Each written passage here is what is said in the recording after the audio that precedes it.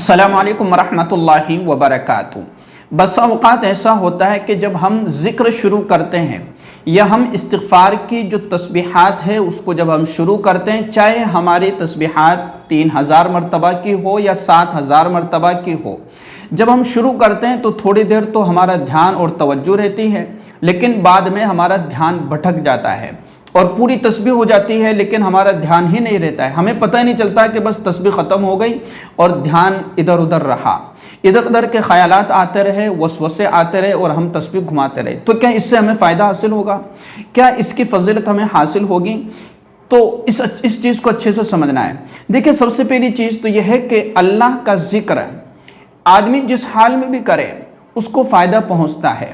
حضرت گنگوہی رحمۃ اللہ علیہ فرمایا کرتے تھے کہ اللہ تبارک و تعالیٰ کا ذکر چاہے جتنی بے دھیانی کے ساتھ کیا جائے فائدے سے خالی نہیں ہے۔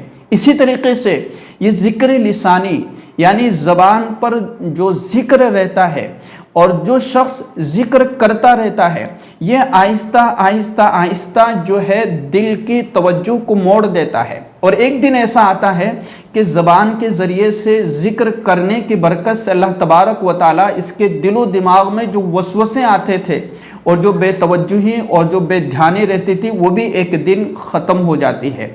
اور جن لوگوں نے یہ سمجھ کر ذکر کو چھوڑ دیا، کیا فائدہ ایسی تسبیح پڑھنے کا، کیا فائدہ ایسے استغفار کرنے کا کہ جب بھی ہم شروع کریں تو بے دھیانی ہوتی ہے، بے توجہی ہوتی ہے، ادھر ادھر کے خیالات آتے ہیں، دھیان بھٹک جاتا ہے، تو وہ لوگ کبھی بھی منزل تک نہیں پہنچ پائے۔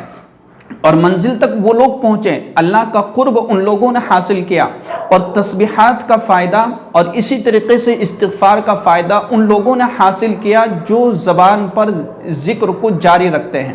لیکن ایک دن ایسا آتا ہے کہ ہمارا جو دل ہے، ہمارا جو قلب ہے، وہ بھی اللہ کی طرف متوجہ ہو جاتا ہے، لیکن ہم زبان پر ذکر کر رہے پھر آہستہ آہستہ ایک دن آتا ہے کہ چھوڑ دیتے ہیں، کیونکہ بے توجہی ہے اور غفلت میں ہم ذکر کر رہے ہیں۔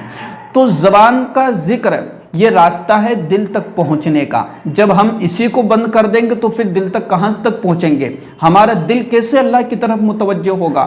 ہمارے دل سے وسوسے، خیالات اور اسی طریقے سے ادھر ادھر کی باتیں کیسے ختم ہوگی؟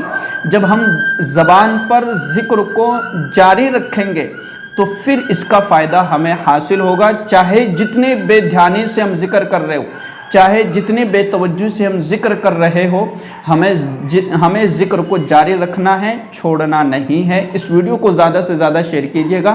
السلام علیکم ورحمۃ اللہ وبرکاتہ۔